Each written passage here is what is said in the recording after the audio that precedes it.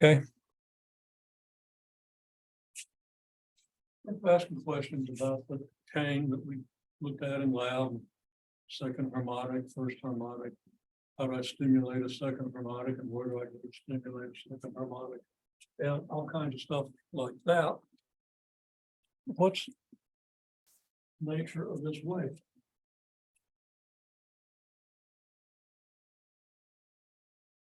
Well, here I have traveling waves on this one. I've got another wave. Remember that a wave that goes down a chain or whatever, it hits a stationary fixed point, okay? It's going to reflect on the other side of that fixed point. And that reflected wave is going to come back this way, and if that reflected wave matches this wave in the right way, you're going to get a standing wave. Well, I'm going to draw a reflected wave.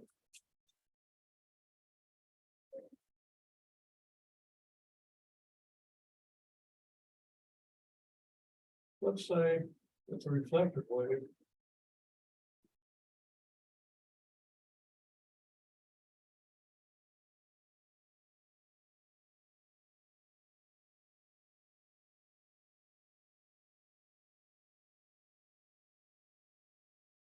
Looks like this.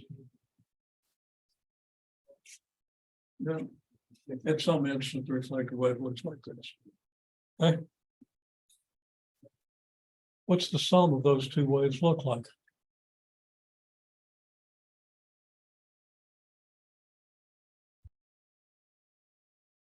Everybody's got a really good picture. Okay. Now, ask everybody to indicate a quarter of a wavelength in the picture. And didn't see it on every picture. Wavelength, I can depict a wavelength. From peak to peak.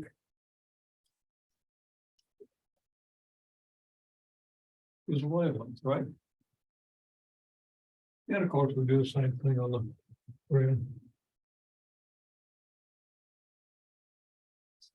The same with both. Is the reflective wave will have to move to the same frequency and at the same velocity as the original wave. Okay. Okay. Where's a quarter of a wavelength? Well, we don't need two of these marks. Here's half a wavelength, half a wavelength. So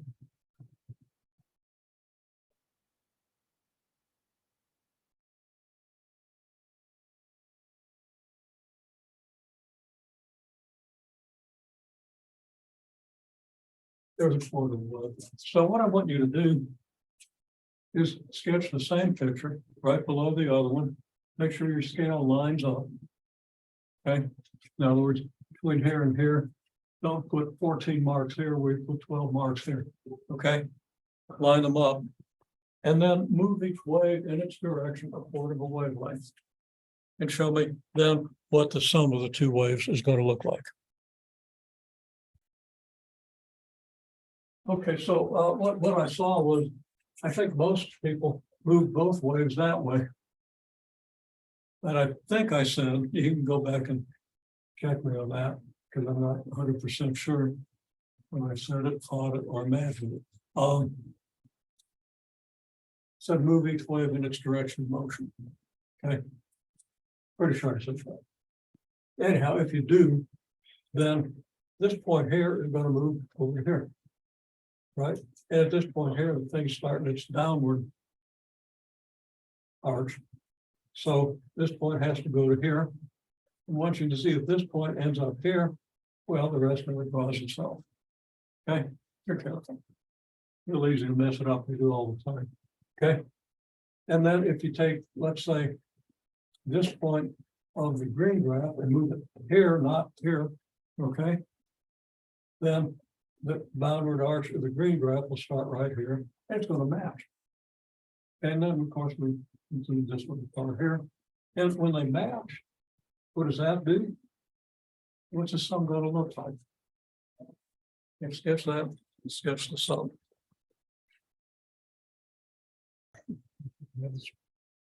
Okay, specifically, because everybody's picture kind of looks like this.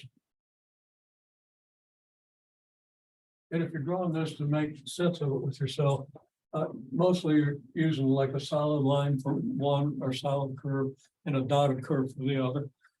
You make sure you see both the solid and dotted curves. You know, I offset them just a little bit. I mean, they are one right on top of the other, but just to make it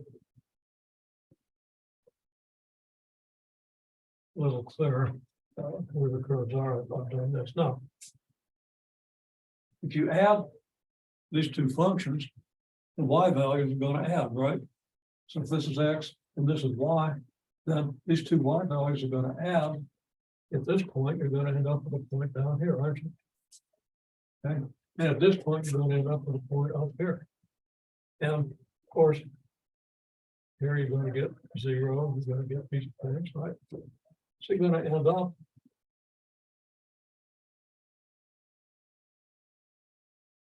the curve having double the amplitude, which means it has 4 times the energy. So of course, we know in simple harmonic motion, if you double the amplitude and maintain the frequency, you get 4 times the energy.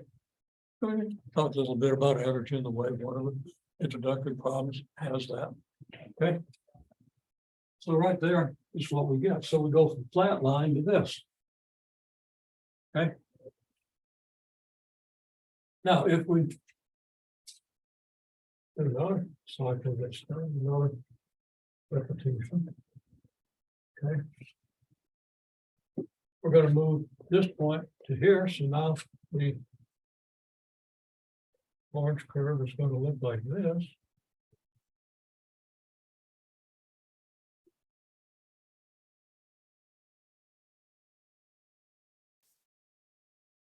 And the green curve, well, this cycle will start here.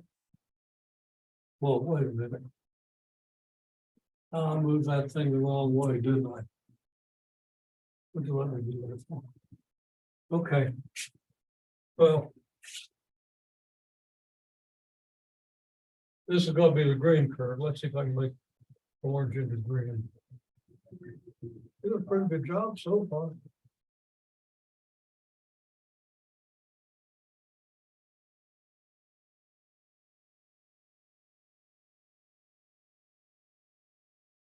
Okay, now I've obliterated most of the orange, and the green is where it ought to be at least. And then the orange is going to move that way, so this point is going to move to here. So now we're clear what you're going to get.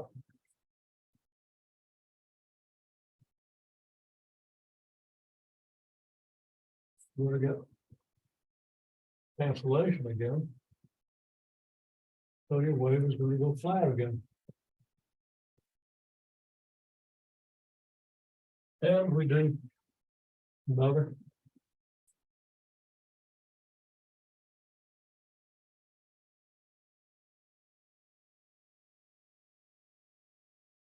If I move it the right way this time, this is going to move to here. So the upward arch is going to start here.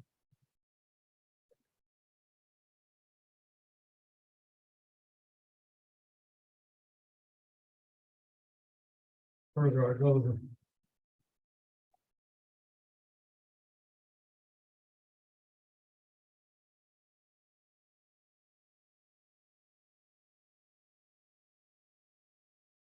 less the space in between these dotted, vertical dotted bodies. Stays consistent, okay? But anyhow, and then this point will move to here.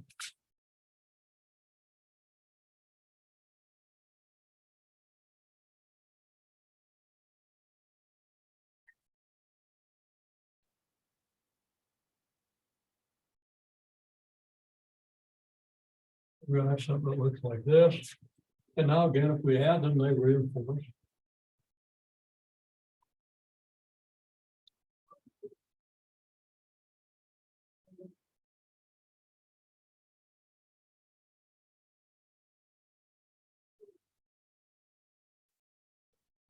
Wrong point.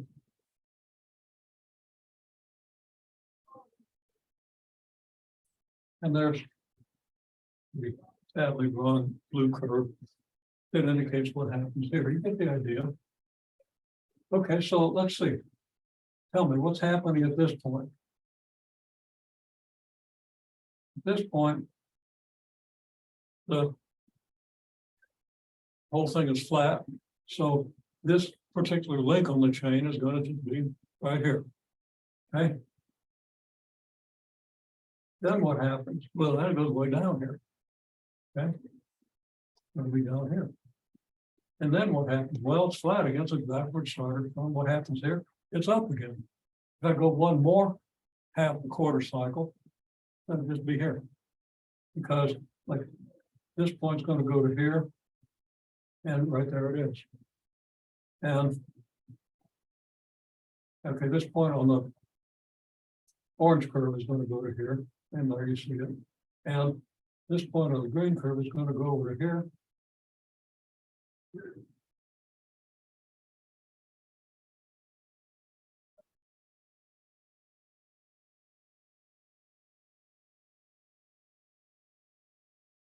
And done. Oh, yeah, not nothing. This point of the green curve is going to go over here. This point's where the upward arch occurs, and here it is. Looking at it long. Okay, so you got to look at it right, like I don't. All right. Well, there's a formation of a standing wave. Okay. Now, the standing wave goes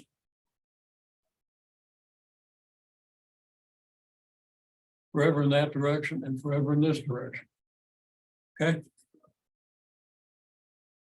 That chain only has a length of 4.6 meters. Okay. So if I want to model what goes on in the chain, I can say, well, okay. I can model it. Like so, okay, well, let's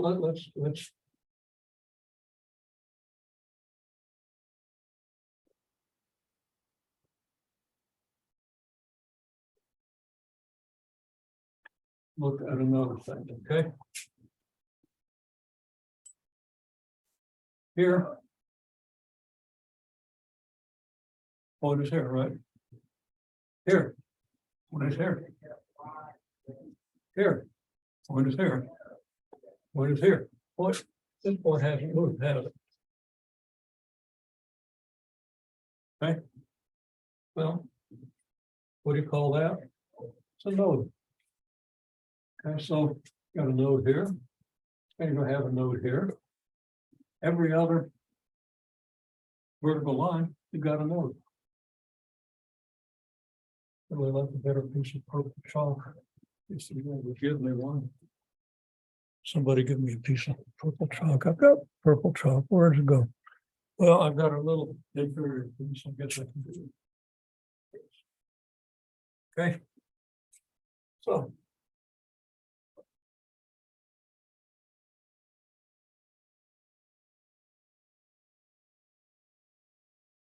There's a node.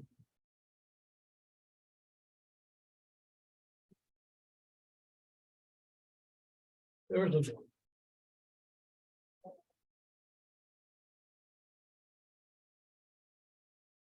Okay, well, I'm getting tired of writing the word node. You see on every other vertical line. Oh, what happened? All of a sudden I'm getting anti-nodes. How did I do that?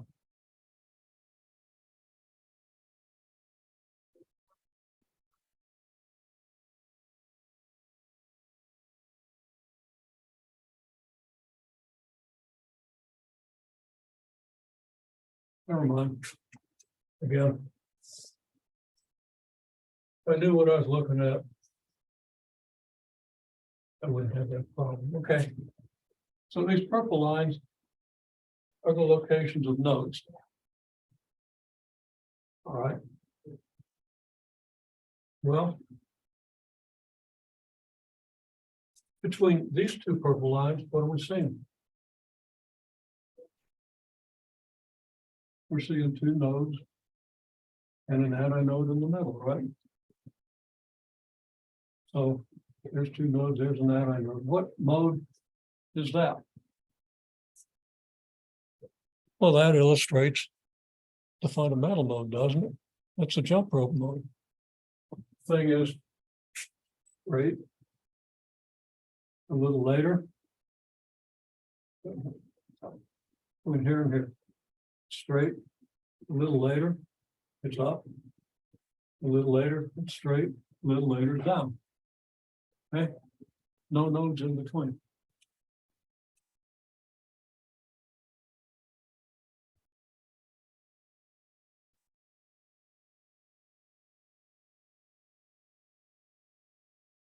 Okay, well, I've marked the nodes now. I've put ends on the purple lines that all indicate nodes. And I haven't drawn a yellow line under the antinodes, but they're now kind of orange, okay? Antinodes between the nodes. If you have two blades moving at equal speeds with equal amplitudes, okay, in opposite directions, and they combine, they're going to form a series of nodes and antinodes. We just drew it. And we do the mathematical representation, we're going to do that in a minute. Okay. So if you want to model what happens in the fundamental mode, well, here it is. Or between any two nodes, because the fundamental mode for the chain has a node at this end and a node at that end. Okay. Go this end steady and that end steady and push the middle, you're going to get that jump rope mode. It's the only mode you can get by pushing it in the middle. We've experienced that. Okay. So how does the length of the chain compare with the wavelength of the wave?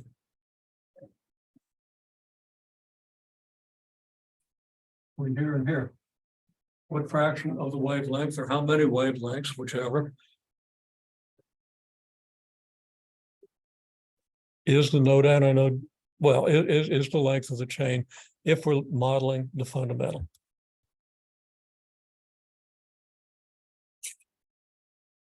Okay, so for modeling the jump rope mode, we go between two adjacent nodes. There's an antinode in between. There has to be an antinode between any two nodes. The difference between a node and an antinode is quarter wavelength. That's the distance between two antinodes, right? We mark these things in quarter wavelengths. You drew them, you did it correctly. However, we got the waves moving in opposite directions. Okay. So what we have between two nodes is a half wavelength.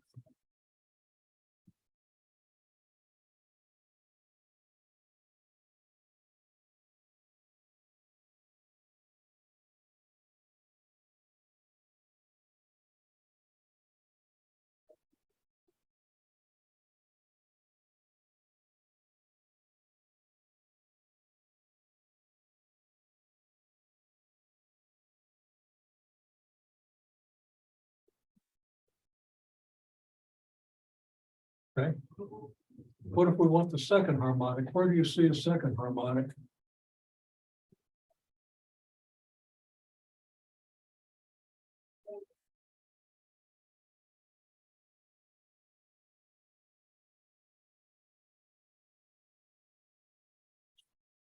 What's the second harmonic look like? One end is going to be down when the other end is up, right? Down and up.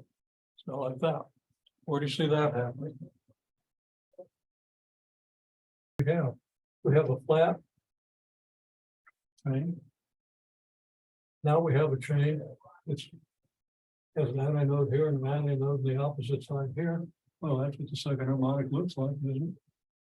Then if we follow that down, it's flat again. Then we have antinodes on the other side. So now we have this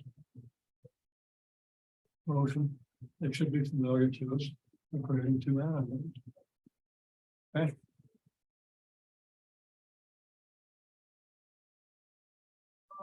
Oh man. So I'm recording that when you were up there. Not your fault.